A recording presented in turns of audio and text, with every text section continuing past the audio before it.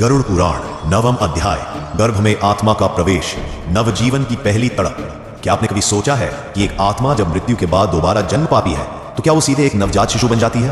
क्या नया जीवन सहज और पवित्र होता है? नहीं। गरुड़ पुराण कहता है नया जन्म कोई उत्सव नहीं, बल्कि आत्मा के लिए सबसे पहली और सबसे बड़ी सजा है। जब आत्मा अपने पुराने शरीर को त्याग देती है तो यमदूत उसे चित्रगुप्त के सामने लाते हैं।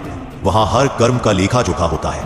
अगर कर्म इतने अच्छे होते हैं कि आत्मा को स्वर्ग मिले तो वह एक अलग मार्ग पर जाती है। अगर पाप भारी होते हैं तो आत्मा को नर्क में भेजा जाता है। लेकिन जिनके कर्म मिश्रित होते हैं उन्हें दोबारा मानव योनि में जन्म लेने का आदेश दिया जाता है।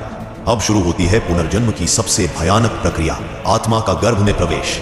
गरुड़ पुराण कहता है जब आत्मा गर्भ में प्रवेश करती है तो वह 10 महीने तक उल्टा लटकी रहती है। माँ के पेट के भीतर ना हवा होती है ना सूरज की किरण, चारों ओर सिर्फ अंधेरा, बदबू, रक्त और चिपचिपी नमी। आत्मा हर दिन वहां तड़पती है। हर पल उसे अपने पिछले जन्म के पाप याद आते हैं। वो पुकारती है, हे प्रभु मुझे क्षमा करो, मैं अब से अच्छे कर्म करूंगा, मैं किसी को दुख नहीं दूंगा, किसी का अपमान नहीं करूंगा, मुझे बस एक और मौका चाहिए।